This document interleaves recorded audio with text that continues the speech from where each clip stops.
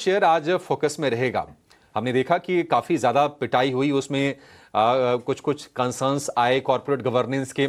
IndusInd bank की हम बात कर रहे हैं। शेयर गिर के 650 रुपये तक फिसल गया, वहां से रिकवर करके 800 रुपये के आसपास आया और वहां टिकने की कोशिश भी कर रहा है। ईटी नाउ स्वदेश की एक खबर पर फिर से मुहर लगी है और वो ये कि राजीव आनंद इंडसइंड बैंक के नए एमडी एंड सीईओ बन गए हैं। कुछ दिनों में कार्यभार ये संभाल लेंगे। खबर पर ज्यादा जानकारी के साथ हमारे सहयोगी अंकुर मिश्रा हमारे साथ जुड़ गए हैं। अंकुर, निश्चित तौर पर थोड़ी सी ये कंफ्यूजन की स्थिति थी कि कमान किसके हाथों में जाएगी। सुमंत कठपलिया के बाद कयास लग रहे थे, अब ये कंफर्म हो गया है। हमारी न्यूज ब्रेक भी उस पर मुहर लगी है। जरा बताइए क्या डिटेल्स हैं और इनके क्रेडेंशियल्स क्या हैं जो नए एमडी एंड सीईओ साहब आ रहे हैं बैंक में। जी हाँ, रिजर्व बैंक ऑफ इंडिया ने राजीव आनंद के नाम पर मोहर लगा दी है इंडसइंड बैंक के एमडी एंड सीईओ पद के लिए।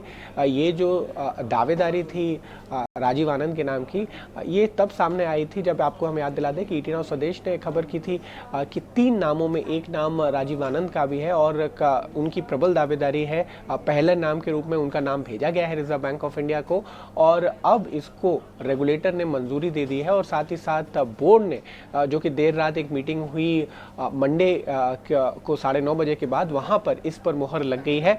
अब से सबसे ज़रूरी बात यह है कि प्रक्रिया के तौर पर यहाँ पर शेयर होल्डर्स की भी मंजूरी ली जाएगी एमडी एंड सीईओ के लिए, तो वो एक अप्रूवल बाकी है।